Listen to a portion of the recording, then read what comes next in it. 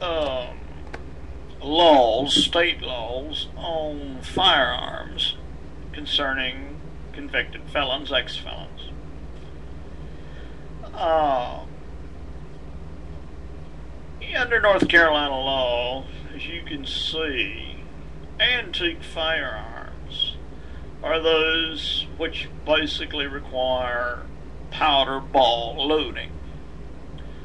And as you can see, regular firearms are illegal.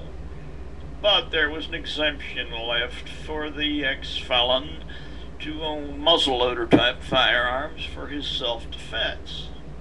So we're clear. In the state of North Carolina, if you are an ex-felon, you can still defend your life and hunt and lawfully own muzzleloader type firearms. This is the only state that does this, by the way. The other states that let ex-felons own firearms, they are allowed to own regular type firearms.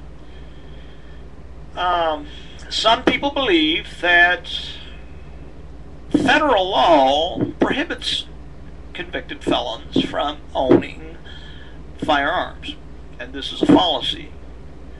The federal laws making it a federal crime for a convicted felon to own firearms only applies when a felon goes from state to state. Let's say I took my shotgun and I went to Texas and got caught in Texas with that firearm. Or let's say that I went to Texas, bought a firearm in Texas, which you can legally own. Felons in Texas can illegally own firearms too. But let's say I went to Texas and bought a firearm and crossed the state line with it and brought it back to North Carolina. Then under federal law, I would be in violation of what is called interstate commerce. You see, it is against the law for a felon to possess a firearm if he is in interstate commerce, going from one state to the other state, crossing state lines. The federal government has no authority whatsoever, no federal authority, to come to North Carolina and say, listen, felon, your state gave you the right to own firearms. We're going to put you in the federal penitentiary because federal law overrides state. No, there is no overriding of state laws in this country. This country was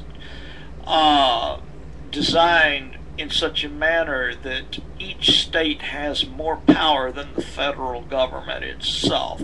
Only on some very serious matters does the federal government have the authority to override the state.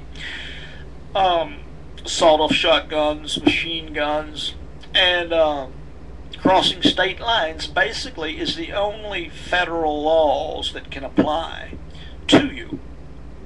Now they attempt to do that with drugs too, but you have no fears.